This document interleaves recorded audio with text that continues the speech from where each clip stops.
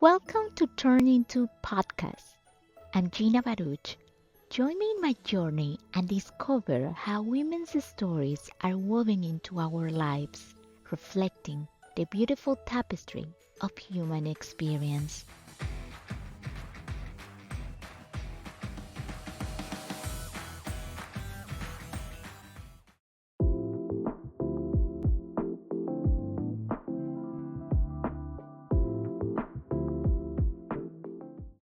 Hello, and welcome to Turn Into.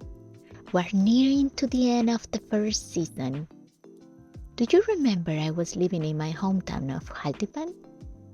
Let's time travel back to 2020.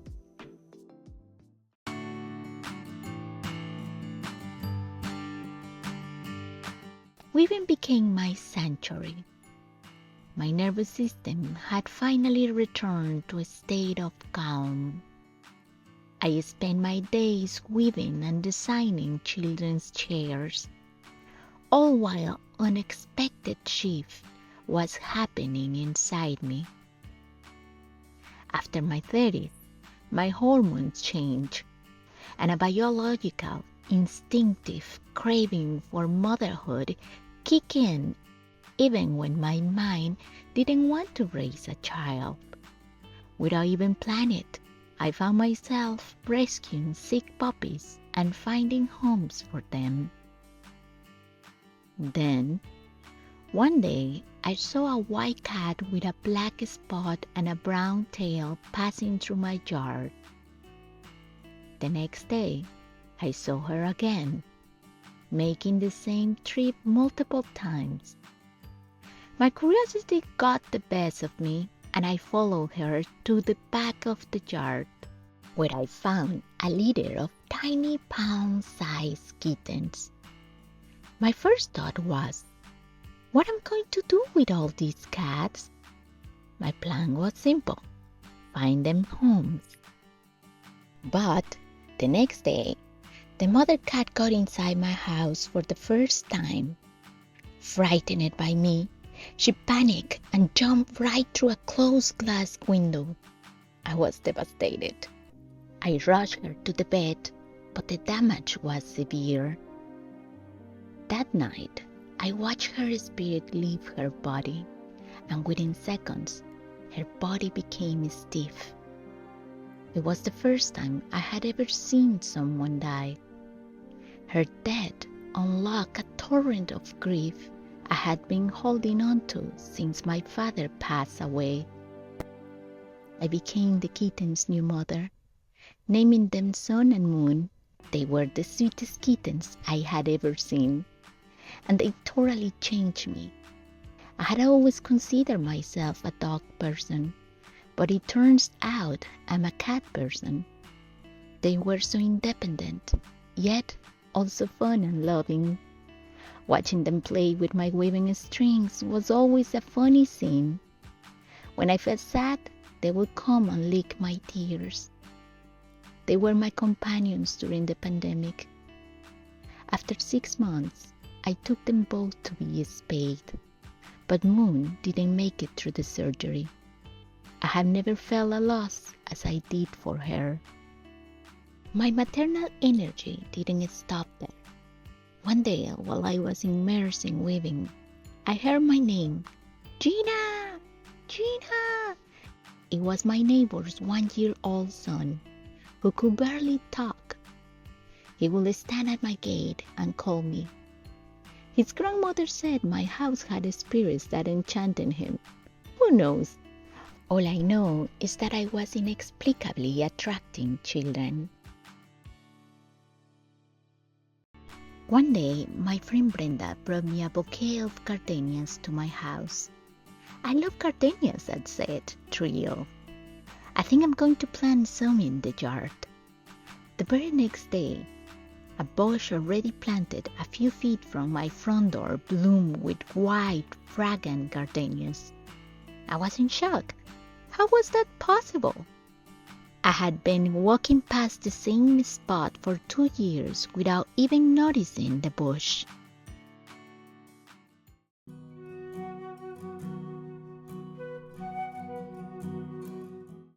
The weather was so hot that I spent most of my days outside. My street was quiet, with only the occasional neighbor passing by. But that day, a man and his two children stopped at my home. I immediately recognized them as immigrants from Central America, likely Guatemala. They often travel on the interoceanic train, and many were lucky enough to make it to the U.S. border, while others fell from the tracks, losing their limbs. This family asked me for food and clothes. I didn't have much in my pantry, but I gave them what I could. After they left, I reflected for a moment. One day, Jesus will knock on my door. Will I be able to recognize him? Meanwhile, my life had become very austere. My wardrobe was minimalistic and my diet was simple, mostly greens, beans, avocados, and fruits, with very little meat. I made my own corn tortillas and milk, and I tried to create as little waste as possible. I was trying to be good. In that pursuit of perfection, I burned myself out. It took me years to understand the true meaning of being practical until I read this story.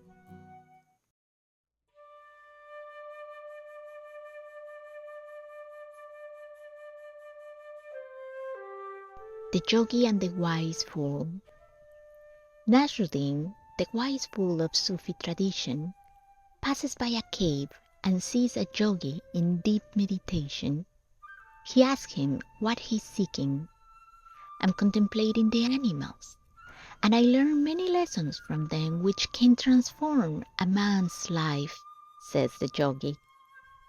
"Teach me what you know, and I will teach you what I have learned, because a fish has already saved my life," answers Nasruddin. The yogi is surprised. Only a saint could have his life saved by a fish. He decides to teach Nasruddin everything he knows. When he finishes, Nasruddin says, "Now that I have taught you everything, I will be proud to know how a fish saved your life."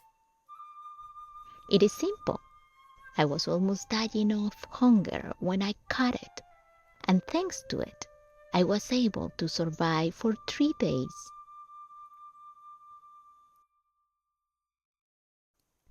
This story made me realize that yes, we should strive to be healthy and take care of our planet.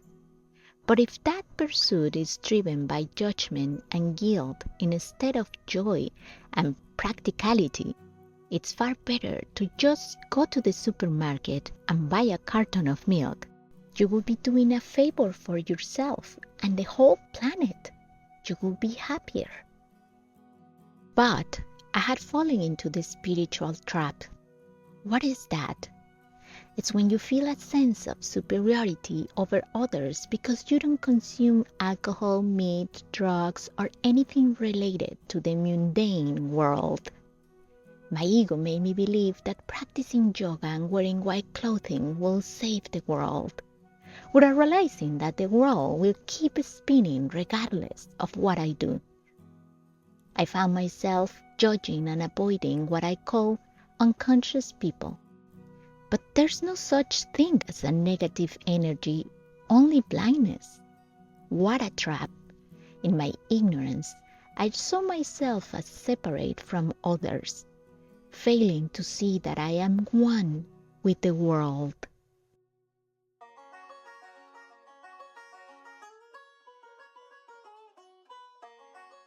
At that time, my trees had grown so tall that I needed to trim them before they fell on my neighbor's fence. My brother recommended me a friend of his, and soon enough, a man named Jesus Bravo knocked on my door. From the moment I saw him, I felt a strong energy. He was an 11, just like me. I pretended not to notice anything and introduced myself. He shook my hand strongly, and I saw that he was missing 3 fingers in her hand. His blue eyes held an intense gaze, but also the freshness of a child. His face was wrinkled, but his back was straight. We walked around the yard as I showed him the trees, and we began negotiating the price. Mid-conversation, he was sharing his story. I don't remember what is it about, but I joke, "Oh, that's what you don't know, God." His eyes immediately turned red, and tears welled up as he told me God rescued him from a dark place. He said he was the lost sheep who had strayed and that he knew God better than anyone. It was an awkward moment. I hadn't expected my words to provoke such a strong reaction. I quickly changed the topic, saying, "Thank you, see you tomorrow." He returned the next day with his workers and a bag of avocados as a gift. As they cut down the trees, we talked about many things, and he made me laugh with his jokes. I recognized in him a man who knew about life.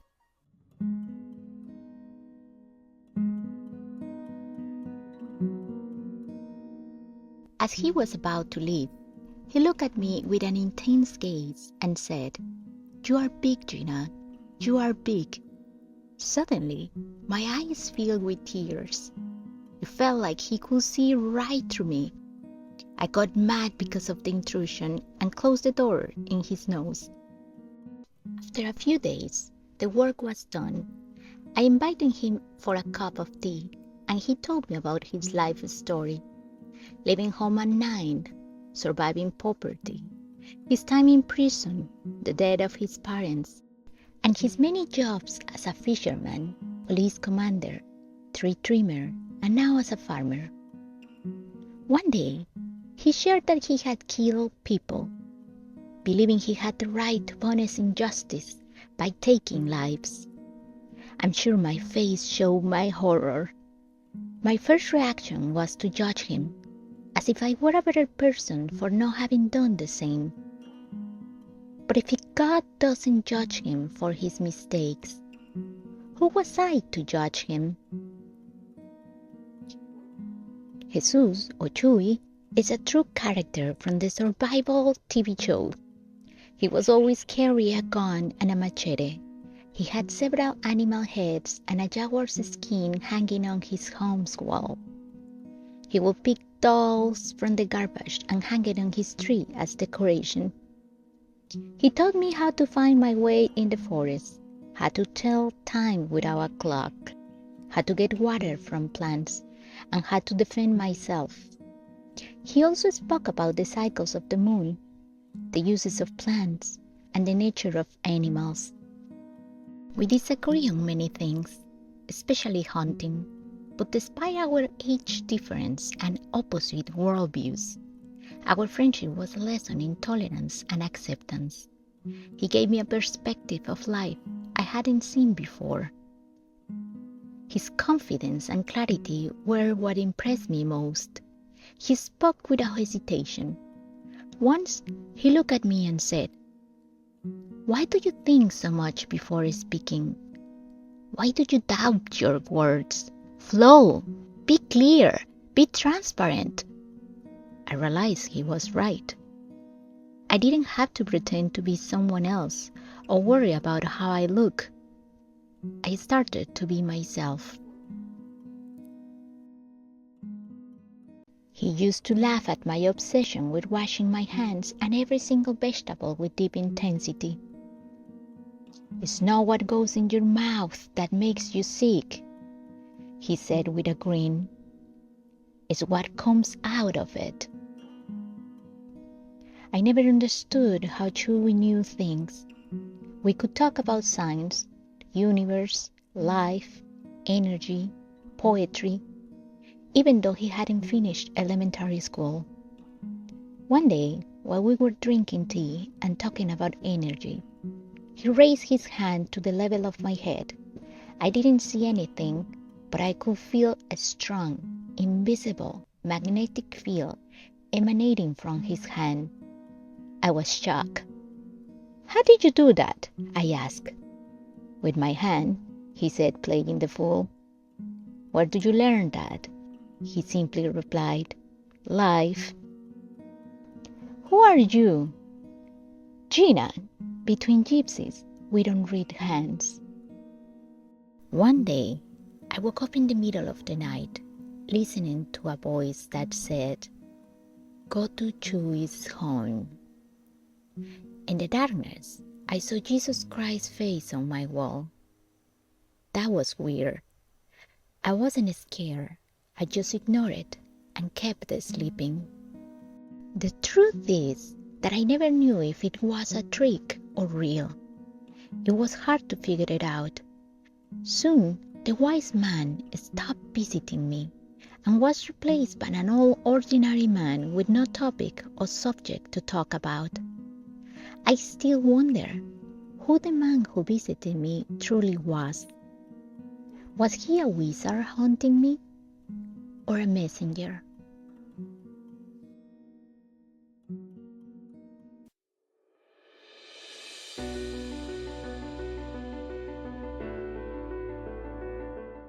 I didn't have time to find out.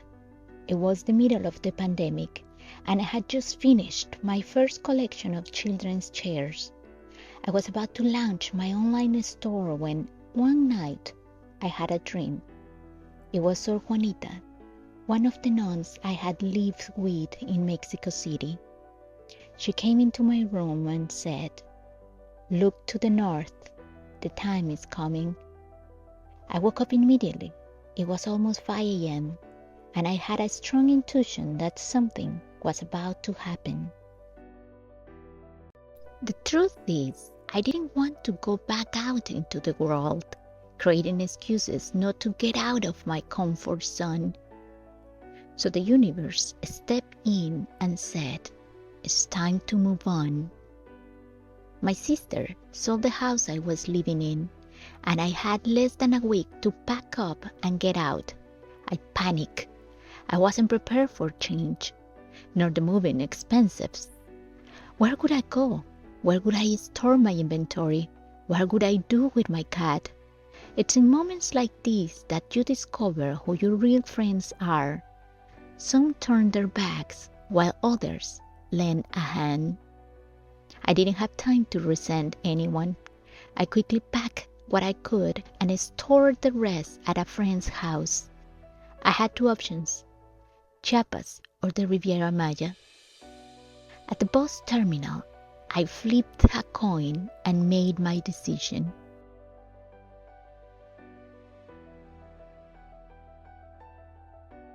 In our next episode, discover how destiny will unfold for me. Did I exchange the turquoise beaches of the Riviera Maya for the cold mountains of Chiapas? What new characters appear in my journey? Find out next week. Thank you for listening. If you enjoyed this podcast and want to support the work I'm doing, please consider checking out my Patreon. You can find the link in the show notes. Your gratitude and support help me create more content you love. You can also follow me at Instagram at Gina Baruch Art. See you next week, and remember, you were born to shine.